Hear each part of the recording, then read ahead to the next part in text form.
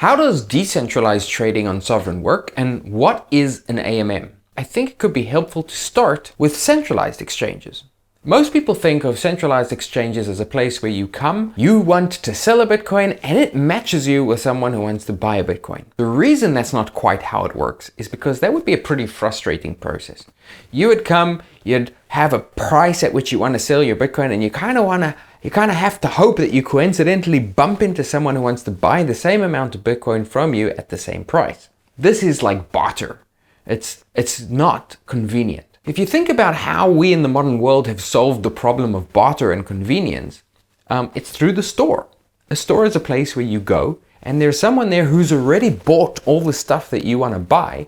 They hold it on inventory so that when you want to buy it, it's there on demand. An exchange is like a store, and the shopkeeper is someone called a market maker. A market maker is somebody who holds inventory of, in our case, Bitcoin and dollars, and is willing to bridge that gap. In other words, if somebody comes and they want to sell Bitcoin, he's willing to buy Bitcoin. If somebody comes and they want to buy Bitcoin, he's willing to buy Bitcoin. And he helps set the price and provide the liquidity in the exchange. Now this can be an extremely profitable business. How profitable? Well, you've probably heard of the app Robinhood, which allows for free trading.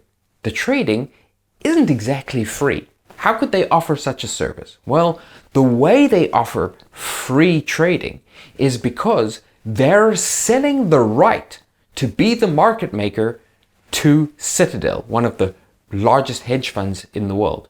And why are Citadel so willing to do this? Because every single time they make a trade, they take a fee. They sell at a slightly higher price and they buy at a slightly lower price. That's called making the market. Now, in Sovryn, we decentralize this process. The store is a smart contract, not controlled by anyone, and the market maker can be you. You're hodling some Bitcoin. You take that Bitcoin and you place it into the smart contract as inventory. You are now a liquidity provider or a market maker. And every time somebody trades Bitcoin back and forth, you make a fee. 0.1% of that trade goes to you. Is that like lending your Bitcoin to the smart contract? Yes and no. In a way it is. You're providing liquidity to the smart contract and in return you're receiving a fee. But it's not an interest rate. The reason it's not an interest rate is because when the volume of trade is high, you'll make money. And when the volume of trade is low, you'll make less money. And so there's no constant interest fee. The other reason it's not like lending is because there's a potential risk. So what is the risk? The risk is like that if you want to hold your position, in other words, you put in one Bitcoin and you want to always have one Bitcoin plus the profits, that's fine under most circumstances. But what if everyone wants to buy Bitcoin? In other words, the trade is only going in one direction. If everyone is buying Bitcoin, then eventually they're going to buy your Bitcoin from you and they're never going to sell it back to the system. In other words, you'll be left without a Bitcoin.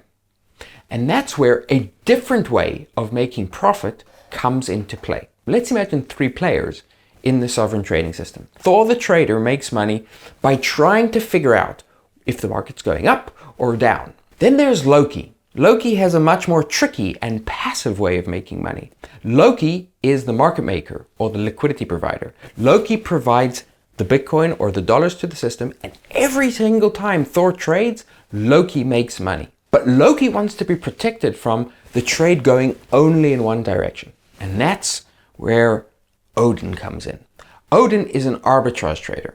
And if he sees that the trade is going in one direction, what will happen is that the price of Bitcoin will start to go up and up and up because the trade's only going in one direction. And as a result, the price of Bitcoin in the Sovryn system will rise above the price of Bitcoin in other systems on other exchanges. And so what Odin will do is every time that happens, he'll sell Bitcoin in Sovryn and buy Bitcoin or go long Bitcoin somewhere else. He's constantly pushing against the forces that are moving the trade in one direction and pushing them back in a different direction. And in this way, he keeps the price in balance. What's interesting is that most people think, when they think of a trading system, they think only of being Thor. Because in centralized systems, trying to be Odin the arb trader, or Loki, the liquidity provider, is simply not available to regular people. The beauty of the decentralized system that Sovryn provides is that you can be Odin, you can be Loki, you can choose different strategies, you can hodl and stack sets